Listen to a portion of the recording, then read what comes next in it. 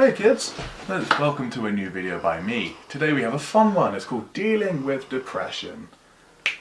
Okay, so number one, stay in touch with people. If you kind of become withdrawn, it doesn't help at all.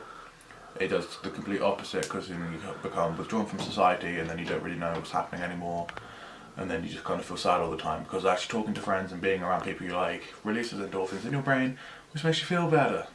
Number two, exercise. I have a friend, quite a good friend, who was depressed a while ago, but then they started to exercise and it said that it saved their life. So yeah, basically again, when you exercise, it releases endorphins, which kind of like feel good hormones, which kind of will make you feel good, funnily enough. Yeah. Number three, do not start abusing substances like drugs or alcohol. Well, at the time they might seem like they're helping because they're depressants and therefore you can't feel as much. They actually do more harm than good. With depressed people, substance abuse and drug abuse is obviously quite related, shall we say. So yeah, that's actually quite bad. And in the end, it just it kills you faster than the mental illness would. Number four, have a routine. Usually, if you're depressed, you like sleeping in a lot or sleeping less. So kind of make sure you go to bed at kind of a similar time, wake up at a similar time, and make sure you eat regular meals. You don't just snack throughout the day. Because although it might not seem like a big deal, even if you just snack instead of eating regular meals, you're putting on more weight, which sometimes can make you feel a lot worse about yourself than you would in the start anyway. And yeah. So have a routine. Routines help you stay healthy. Number six, self-compassion is key. Often when you have mental illnesses, you kind of focus on all your imperfections and what's wrong with you instead of what's good about you. Speaking from people I know, often they're very quick to help other people and to point out beautiful things about their friends or their family, but when it comes to them, they legitimately can't think of anything good about themselves. So really what you do is just ask someone kind of, what you think is good, and then what they think is good about you, and then always remember that, hey, that one person thought I looked good that one day, and then just always remember that, and then eventually it helps a lot.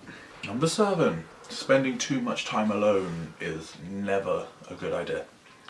Again, it's kind of similar to number one, which is don't be withdrawn, but if you spend, again, too much time alone, it kind of destroys nerve endings in your brain, which are there for the social impact. So if you remain withdrawn for too long, if you then try and get back into normal society, you find it virtually impossible to cope. So make sure, even if it's every day, just have 5-10 minute chat with someone. Pets are always good as well, because you can just let out all your feelings and shit onto them, and then they obviously just sit there purring or barking or licking or whatever they do. Yeah. Number eight, maintain a good support network. Again, this is kind of like 1 in 7. Support networks are just kind of people who they don't necessarily know that you have it, but they know that you're kind of low.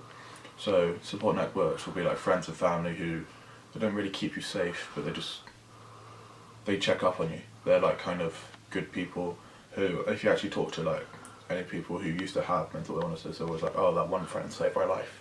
That's because they were their support network. If your friends are good friends, they'll let you kind of talk about all your feelings and shit, and then it helps a lot because it lets you kind of get all that pressure, all that built up emotions and shit out. And then in the end they might hug you, and hugs are always good.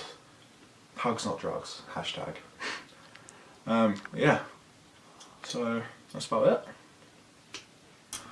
Welcome to the outro screen, the fun screens of the outro.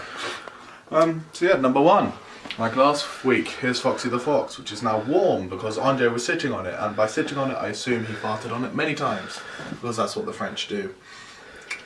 So yeah, big thanks to Andre, he's the man behind the camera. If you can hear us breathing, that's him, it's not me. So yeah, press over here on Andre's blazer for my last week's video, which is a review of the HyperX Cloud 2, which is right here. So pressing that for last week's video. And press over here on my television, which is not on, or my computer, which is on, for next week's video, which would be on nothing that I know of right now, because I wing this shit so much. Anyway, press down here to subscribe. Press on the Grim Reaper with the Christmas hat on. This is by Spiral as well. Got it off Amazon. I'll put a link in the description or something. So yeah, remember, stay happy. If you are watching this video because you are dealing with shit, send me messages on Tumblr or on Twitter or anything like that. I'll try my best to help you. I've done it for a while. Done it for a year or so now anyway.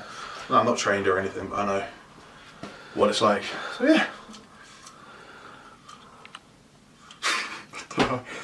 So yeah, have fun, be safe, don't let the melons of Judaism kill your family because Jesus. I don't know. Anyway, press down here to subscribe. Last video, next video. See you later. Bye. Bye.